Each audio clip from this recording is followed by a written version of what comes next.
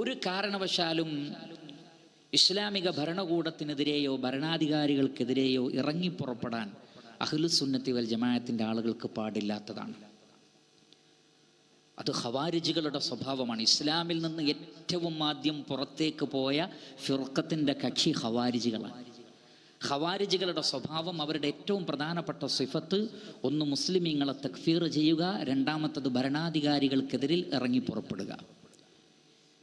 പല ആളുകളും ധരിച്ചിട്ടുള്ളത് അങ്ങനെ ഭരണകൂടത്തിനെതിരിൽ ഇറങ്ങിപ്പുറപ്പെടുന്നത് ആയുധവുമായിട്ടുള്ള ഇറങ്ങലാണ്. വാളെടുക്കണം, തോക്കെടുക്കണം, സമരം ചെയ്യണം, കല്ലെറിയണം.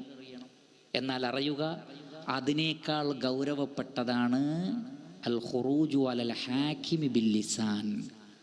നാവ് കൊണ്ട് ഖുറൂജ് ചെയ്യരുത്. എന്താ നാവ് കൊണ്ടുള്ള ഖുറൂജ് എന്ന് പറഞ്ഞാൽ? ഭരണാധികാരികൾക്കെതിരിൽ സംസാരിക്കലാണത്. ഖവാരിജികളുടെ ആദ്യത്തെ ആയുധം എന്തായിരുന്നു? നാവാണ്. ആ ഭരണാധികാരി അങ്ങനെയല്ല, ഈ ഭരണാധികാരി ഇങ്ങനെയാണ്, എന്താണ് അയാൾ അങ്ങനെ തീരുമാനിച്ചത്, എന്താണ് ഈ നാട്ടിൽ ഇങ്ങനെ, ഈ സംസാരം തന്നെ പാടില്ല. പബ്ലിക്കിലും പാടില്ല, രഹസ്യമായും പാടില്ല. കാരണം അത് ദീനിൻ്റെ ഭാഗമാണ്, അത് ദീനിൻ്റെ ഭാഗമാണ്. കാരണം വാളിനേക്കാൾ വലിയ ആയുധമാണ് നാവ്. നാവ് കൊണ്ടാണ് ആദ്യം മനസ്സിനെ പാകപ്പെടുത്തുന്നത്. ഇങ്ങനെ പാകപ്പെടുത്തി ഒരു നാട്ടിലെ ഭരണകൂടത്തിനെതിരിൽ അല്ലെങ്കിൽ ഒരു രാജ്യത്തിലെ ഭരണാധികാരികൾക്കെതിരിലുള്ള ചിന്തകൾ മനസ്സിൽ ഇട്ട് കഴിഞ്ഞാൽ പിന്നെ വാളുകൊണ്ട് ഇറക്കാൻ എളുപ്പമായി. ആദ്യം പാകപ്പെടുത്തുന്ന പണി എന്തുകൊണ്ടാണ്? നാവ് കൊണ്ടാണ്.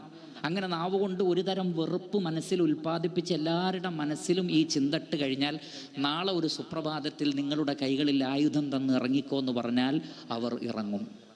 ഇത് ഞാൻ പറയാനുള്ള കാരണം, അഹ്ലുസുന്നത്തി വൽ ജമാഅത്തിൻ്റെ മൻഹജിനെ പിൻപറ്റുന്ന ആളുകൾ അവരുടെ ഗ്രൂപ്പുകളിലും വാട്സപ്പ് ഗ്രൂപ്പുകളിലും മറ്റുമൊക്കെ സംസാരിക്കുന്നിടത്ത് അഹ്ലുസുന്നത്തി വൽ ജമാഅത്തിൻ്റെ മൻഹജിനെ മറന്നിരിക്കുന്നു. അപ്പോൾ നാട്ടിൽ നടക്കുന്ന വിഷയങ്ങളിലും ഓരോ രാജ്യങ്ങളിലും നടക്കുന്ന പ്രശ്നങ്ങളിലും കിബാറുകളിൽപ്പെട്ട പണ്ഡിതന്മാരെ ഫോളോ ചെയ്യുക, അവർ പറയുന്നിടത്ത് നിൽക്കുക.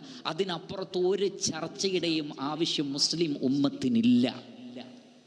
നമ്മെ കൊണ്ട് ഒന്നും ചെയ്യാൻ പറ്റാത്ത വിഷയത്തിൽ എന്തുകൊണ്ടാണ് നാവിനെ അതിലിട്ടിട്ട് ഫിത്ന ഉണ്ടാക്കുന്നത്? നിങ്ങളുടെ അഖീദയിൽ ഫിത്ന സംഭവിക്കും, മൻഹജിൽ ഫിത്ന സംഭവിക്കും.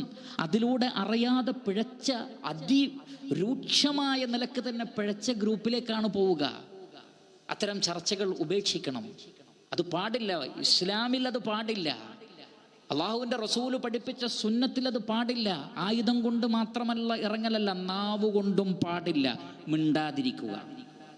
ഓരോരുത്തരും അവനവൻ്റെ കാര്യം ചെയ്യുക. ഏതൊരു കാര്യവും ചർച്ച ചെയ്യാൻ അതിൻ്റെതായ ബോഡികളുണ്ട്, അവർ ചർച്ച ചെയ്താൽ മതി. ഒരു രാജാവ് ചിന്തിക്കേണ്ടത് രാജാവ് ചിന്തിച്ചാൽ മതി, നമ്മൾ ചിന്തിക്കേണ്ടതില്ല. നമ്മൾ ചിന്തിച്ച് ബേജാറാവേണ്ട ആവശ്യവുമില്ല. ഇത് വളരെ പ്രധാനപ്പെട്ട മൻഹജാണ്. മൻഹജിൻ്റെ എല്ലാ കിതാബുകളിലും ഇത് വിശദീകരിച്ചിട്ടുണ്ട്. ആദ്യത്തെ വഴിപിഴവ്, ഖവാരിജികളുടെ വഴിപിഴവ്, ഈ നിലയ്ക്ക് ഇസ്ലാമിക ഭരണാധികാരികൾക്കെതിരിലും ഭരണകൂടത്തിനെതിരിലും ചിന്തിക്കുക എന്നുള്ളതാണ്, പറയുക എന്നുള്ളതാണ്. അതിന് തടയിട്ടേ മതിയാകൂ. അത്തരം കാര്യങ്ങൾ നമുക്ക് പാടില്ല.